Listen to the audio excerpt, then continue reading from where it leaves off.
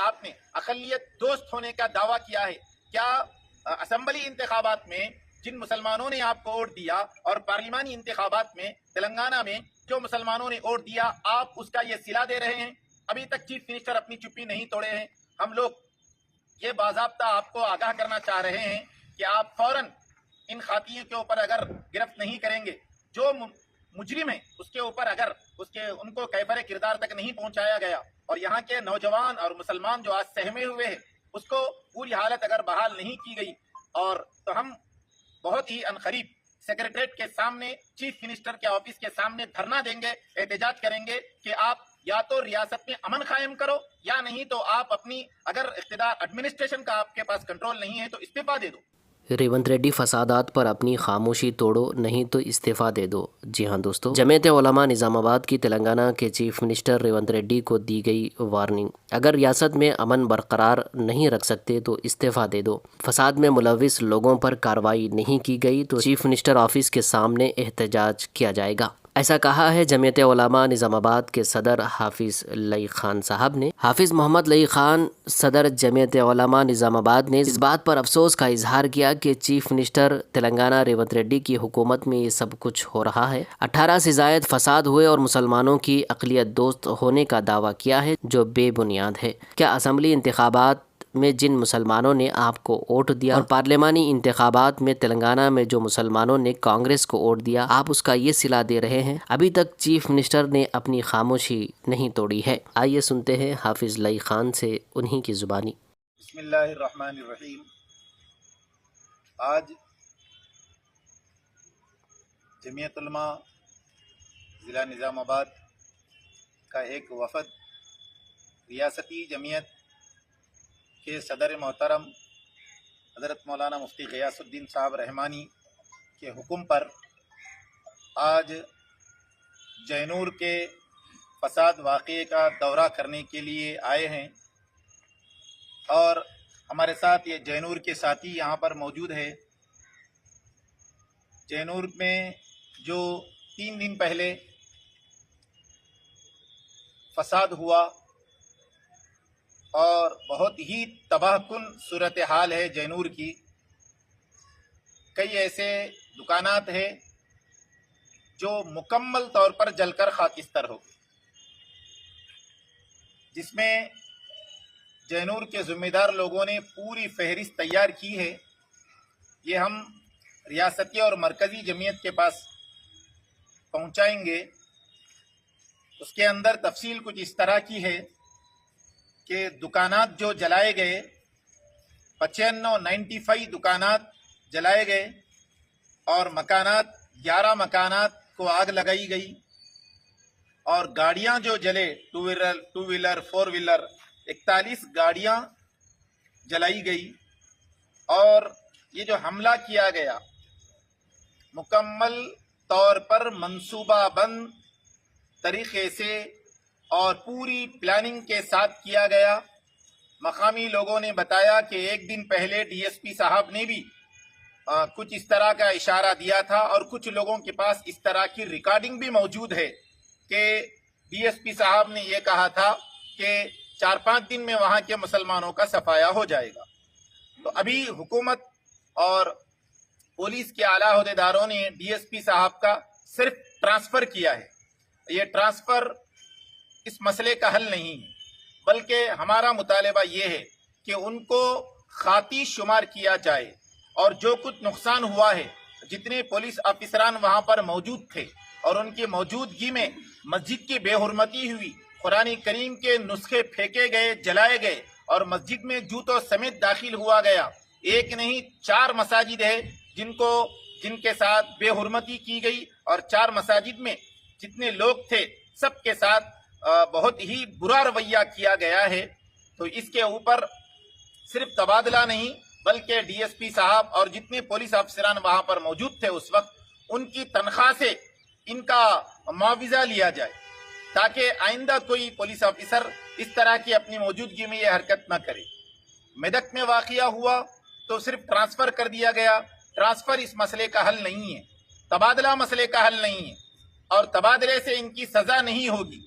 صرف تبادلہ نہیں بلکہ जो ऑफिसर वहां पर मौजूद है उनकी आंखों के सामने हुआ, और जब उनको खबर थी कि एक दो अफराद नहीं 2 से 2,500 लोगों का हुजूम आकर जब इस तरह दुकानों को जलाया, क्या उनको जब आने तक की खबर नहीं थी? आज पूरे जैनूर की नाकाबंदी की गई है और चारों तरफ से पुलिस का हिसार है। अगर आप यही काम पहले कर लेते तो ये शायद आज ये बुरा दिन देखना नहीं पड़ता था।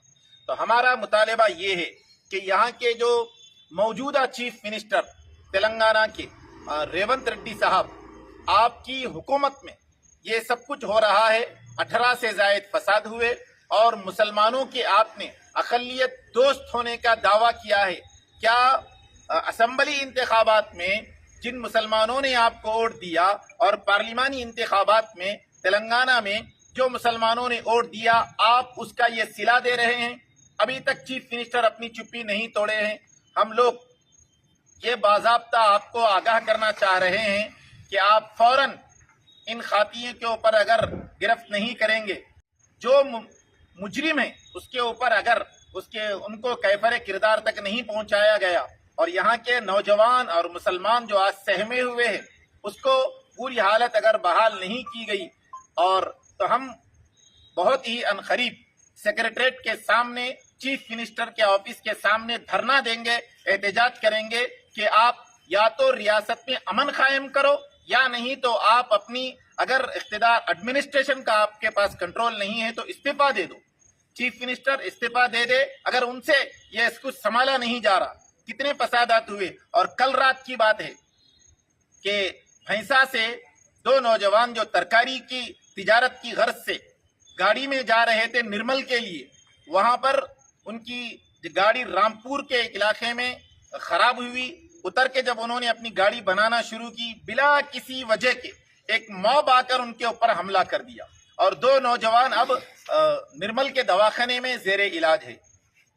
और इतना करने के बाद फिर वही नौजवान जिन लोगों ने हमला किया है वही लोग एहतजाज कर रहे हैं रामपुर में। तो कांग्रेस के दौरे इख्तिदार में हम ये कहना चाहेंगे कि फिरका परस्तों के हौसले बुलंद हो रहे हैं। फिरका परस्तों के ऊपर शिकंजा कसना चाहिए। जो लोग नफरत का माहौल पैदा कर रहे हैं और तशद्दुद बर्पा कर रहे हैं, उनकी जगह पुरअमन शहर में रहने की नहीं, उनको जेलों के अंदर डालना चाहिए। अगर इनके साथ नरमी का रवैया किया गया और चीफ मिनिस्टर ऐसे ही खामोश रहे तो फिर जो पहले से सीएम साहब के बारे में यह कहा जा रहा था कि ये एक आरएसएस के आदमी हैं, तो मुसलमान इसको यकीन कर लेंगे कि ये लोग अंदर से आरएसएस के हैं, इस्लाम मुसलमानों का नुकसान होता हुआ देखकर खामोश है।